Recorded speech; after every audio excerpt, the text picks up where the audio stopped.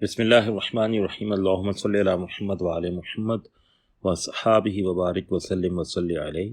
Doctor Azhar Waheed صاحب کی تصنیف کتاب چہرے سے انتخاب۔ سوال: حضرت واصف علی واصف رحمۃ اللہ تعالیٰ علیہ کی اس قول کی سمجھ نہیں آئی کہ بے سبب نتائج کی خبر ہی نظر کہلاتی ہے۔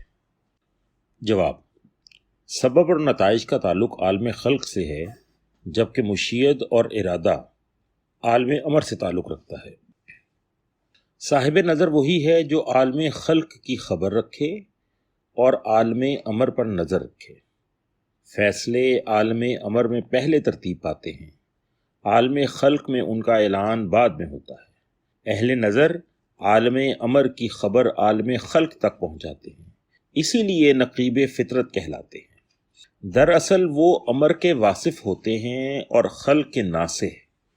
وہ ایسے گوش مشتاق سے متصف ہوتے ہیں کہ اللہ اللہ، گوش مشتاق کی کیا بات ہے، اللہ اللہ، گوش مشتاق کی کیا بات ہے، اللہ اللہ، سن رہا ہوں وہ نغمہ جو ابھی ساز میں ہے۔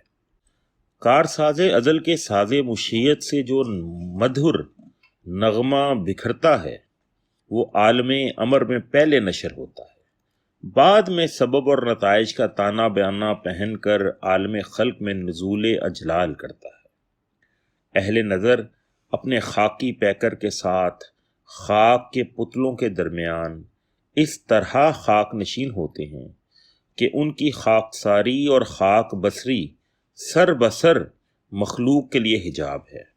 سر کی آنکھوں سے ان کے باطنی سر کا مشاہدہ نہیں ہوتا، کسی کو کانوں کان خبر نہیں ہوتی کہ ان کا نوری پیکر عالم امر کی سیر میں محو خرام ہے، اس لیے وہ خلق کو امر کی خبر دے سکتے ہیں۔ یہ خبر کبھی نصیحت کی شکل میں ہوتی ہے، کبھی دانش نورانی کی صورت، کبھی دانش برہانی اور حیرت کی فراوانی کی صورت۔ والسلام۔